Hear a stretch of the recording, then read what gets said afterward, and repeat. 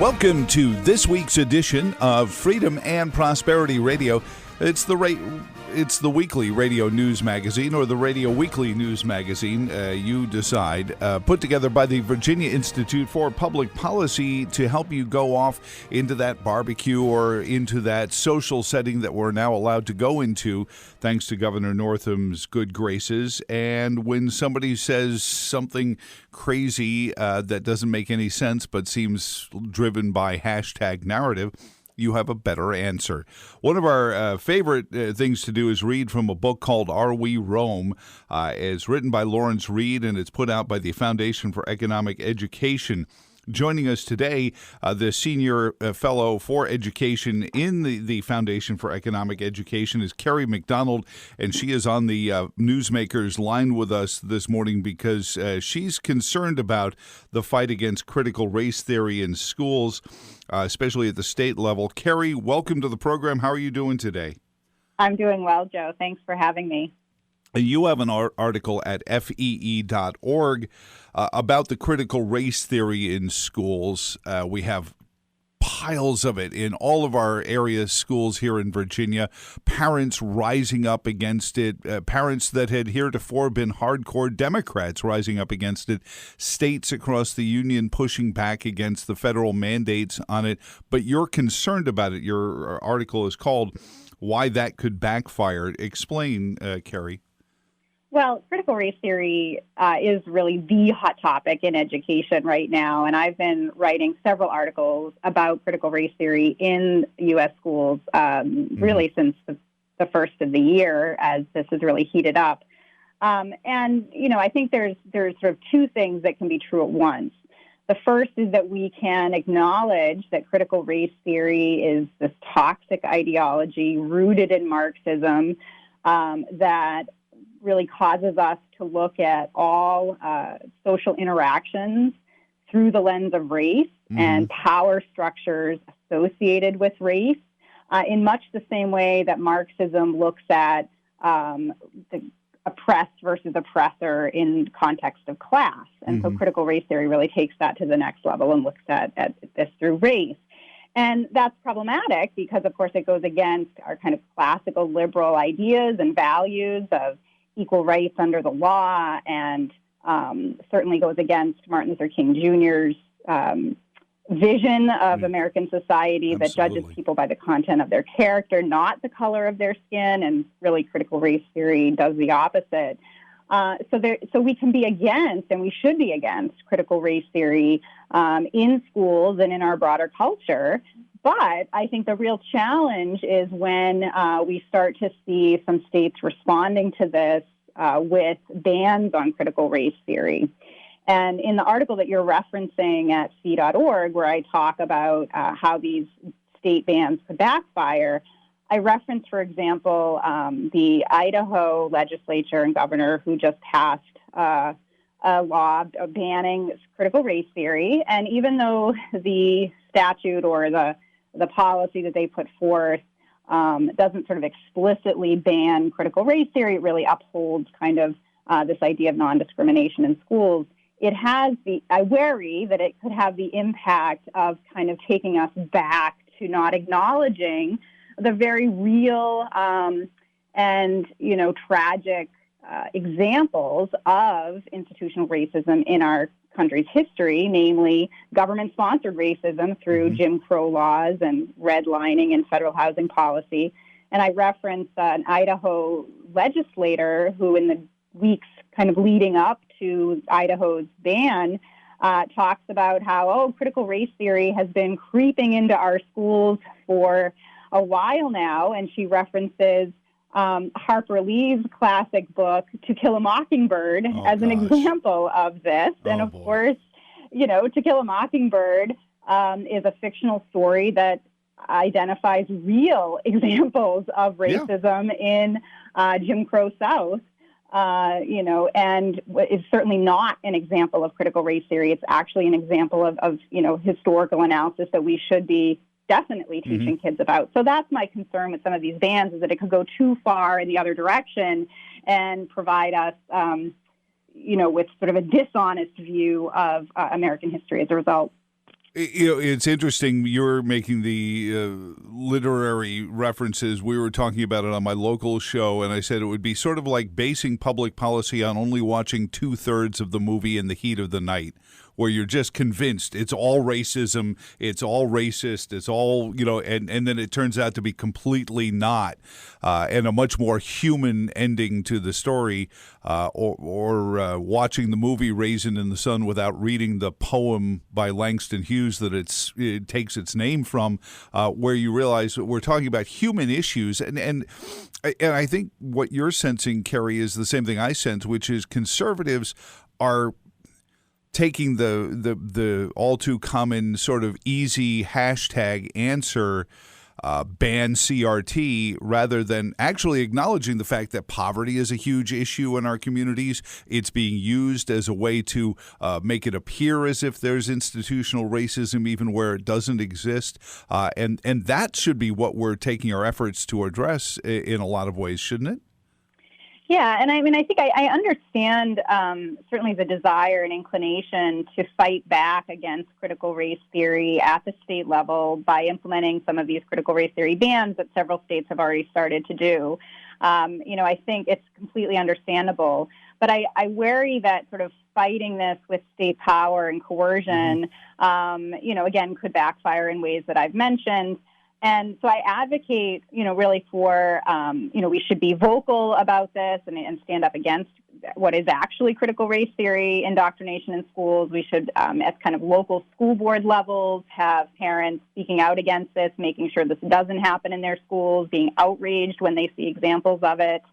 But when we start passing state laws that ban it, I worry that again could backfire in these unintended ways, and really set us back as a culture as a result of that.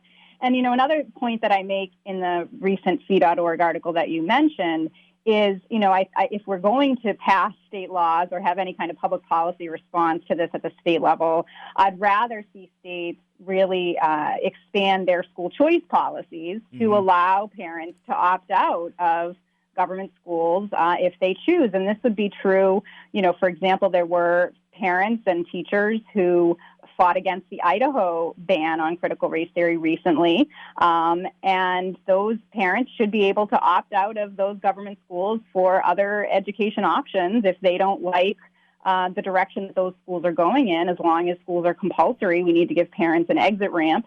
And the same would be true here I am in Massachusetts. If my state decided to pass a law that required critical race theory in schools, then parents here should be able to opt out of those government schools for whatever reason, ideological or academic or what have you, for other options. So I would rather see states focus on expanding school choice policies for parents as opposed to kind of passing these bans.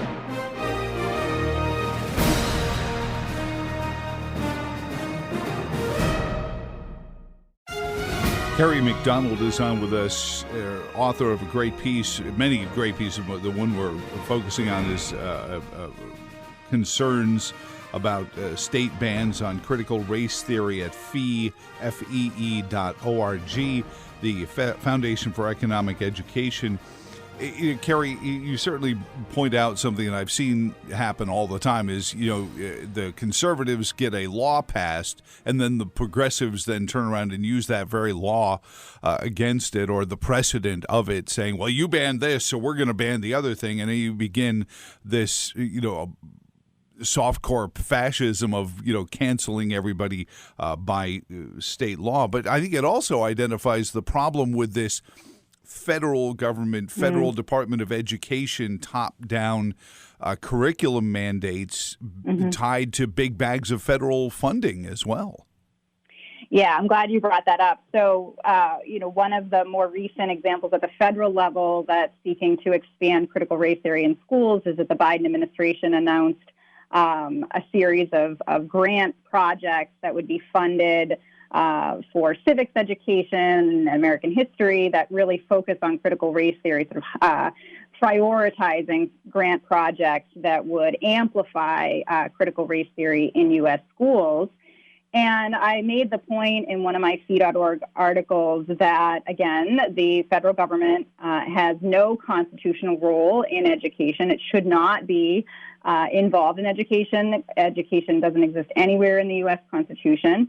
And it really should be a state and local issue so that states and localities can really battle and debate these ideas more locally, and parents have much more freedom and autonomy and can vote with their feet and so on. Whereas at the federal level, we're all stuck with whatever policy is implemented, and that's particularly concerning when it comes to education.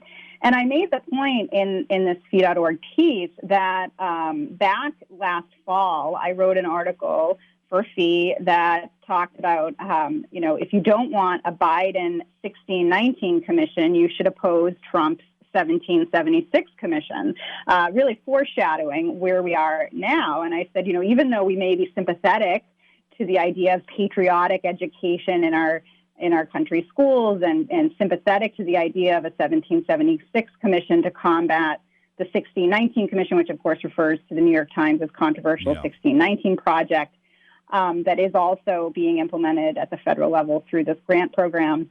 I said, if we open the door with, again, expanded role of the federal government in education, we then, that we might be satisfied when our preferred politician or political party is in power. But when that pendulum inevitably swings to the other direction, now we're stuck with expanding federal power in the realm of education. And that's, of course, exactly where we are. So now we have critical race theory coming down from the federal level through these grant programs through the Biden administration in much the same way that Trump was pushing for mandatory patriotic education from the federal level down. So I think that's why we, again, have to really be focused on limiting the power of the federal government. Well, meanwhile, we fall further and further behind in the actual goals of a school, which is, last time I checked, Kerry, unless I missed a memo, to educate kids. We're even being told that as long as you show us your work, and I'm old enough to remember when that first became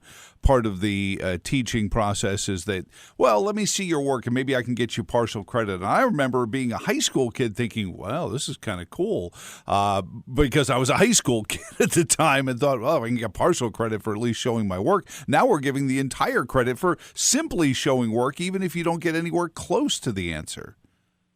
Yeah, I mean, I think that's the larger piece of it, that schools should really be focused on improving their academic outcomes instead of focusing on particular cultural ideology. I mean, we look at the most recent results of the National Assessment of Education Progress, which is often called the nation's report card, showing flat or falling outcomes, in particular for low-performing students. So the decline of the lowest-performing students is the most dramatic over the past several years. And so we really should be focused on that. And one of the things I mentioned in one of my recent Fee.org articles is I referenced the renowned economist Walter Williams, who sadly passed away last December. But he talked about, again, just kind of these horrific academic outcomes. In particular, he was referencing Detroit, where he said only one student tested proficient in math and none proficient in English.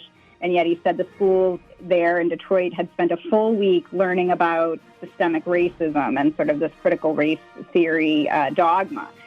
So there's an example of where, instead of focusing on improving academic outcomes and really helping kids to perform better, critical race theory may be, causing the opposite to happen.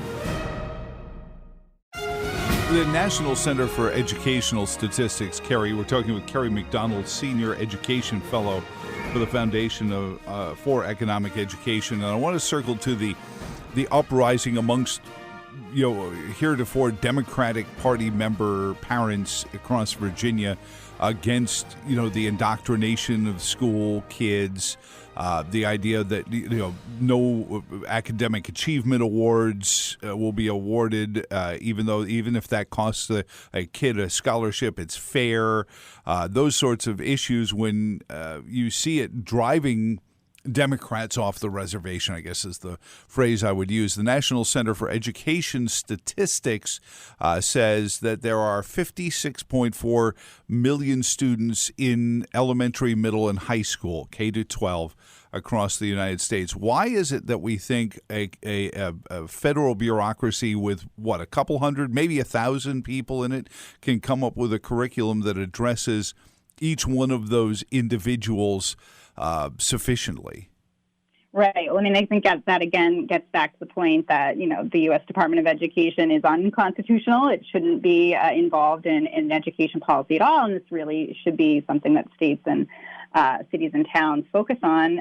But I think what your point is that this, drive for equity, meaning equal outcomes as opposed to equal opportunity, is really damaging children. It's sort of bringing the bar down as opposed to encouraging everybody to rise up to meet high academic standards. And I know in Virginia you've had some controversy about this recently with the Virginia Department of Education proposing to do away with accelerated math classes prior to the 11th grade in the name of equity. And this, of course, kicked off a firestorm of controversy and debate.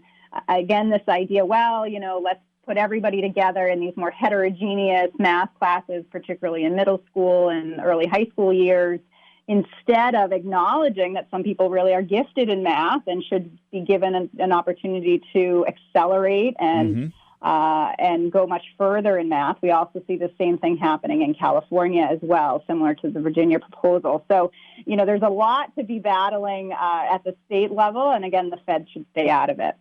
Let me ask you about this movement that I sense amongst, a coalition of parents, regardless of political party. You mentioned earlier the money following the student. Our lieutenant governor nominee from the Republican Party, Winsome Sears, has been an outspoken advocate. I believe also our gubernatorial candidate, Glenn Youngkin, has been an outspoken advocate of money following the children.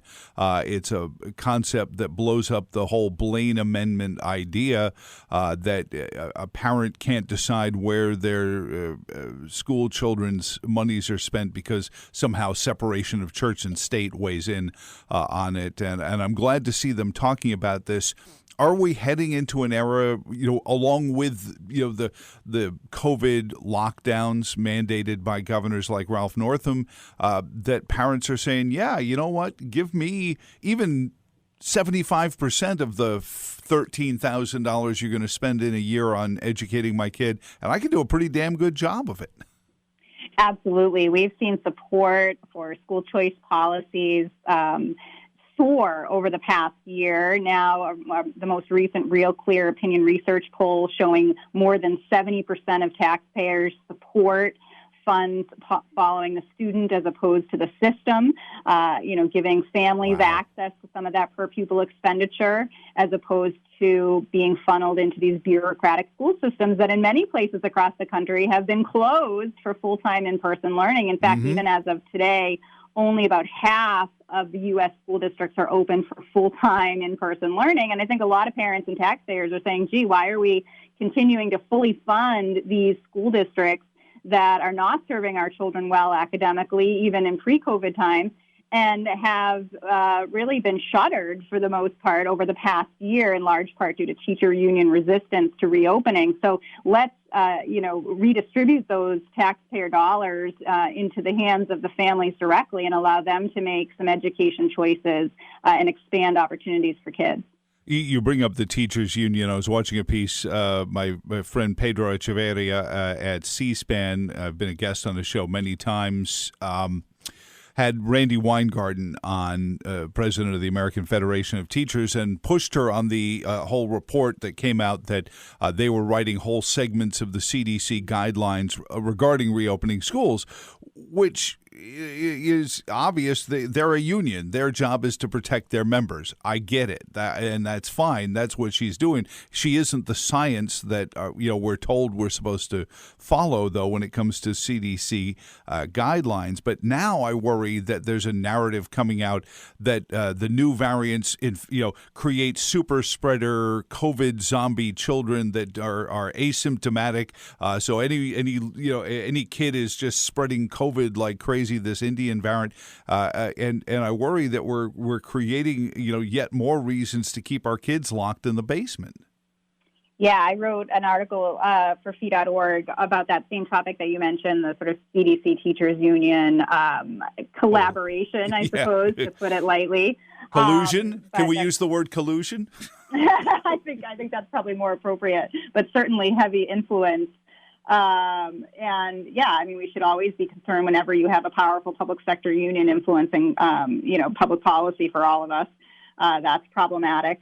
So there's that. But yeah, the teachers unions, more than any other factor over the past year, it's been teacher union influence in specific areas that has indicated whether or not schools have reopened for full-time in-person learning. Nothing to do with viral spread or science, really just about the power and politics of teachers unions in a given location. Brown University researchers uncovered this link in research published last fall, and then more recent research just published in March in Social Science Quarterly also confirmed this link, that it's really the teachers union influence that's led to schools being closed. And I think you're right. This is still a wild card for the fall. I think there's still a lot of uncertainty of whether or not teachers unions really will be open to full reopening in the fall. I think, you see the Chicago Teachers Union, for example, indicating that they want vaccination targets to be met for students before they'll consider, a full-time reopening in the fall. So I think that the battle is continuing to brew, and they're also, of course, looking for more funding and more resources to commit to reopening in the fall. And I think as a result, we're still going to see parents leave public schools in droves. We saw public school enrollment in the vast majority of states plummet last year as parents chose private education options, including homeschooling, that has more than tripled since pre-pandemic rates to about 11% of the overall U.S. K-12 school-age population now being homeschooled.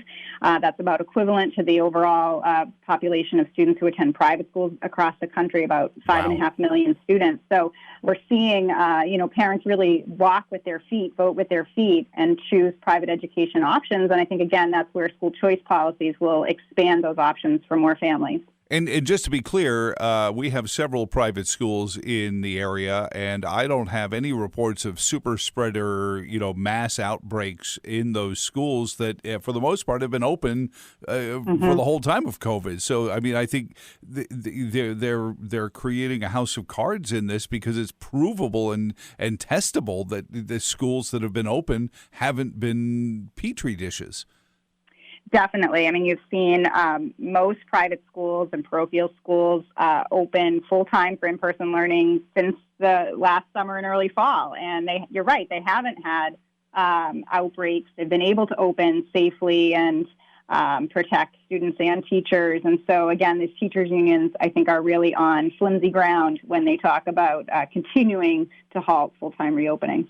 Find her stuff. It's Kerry McDonald, a Senior Education Fellow at the Foundation for Economic Education, FEE.org.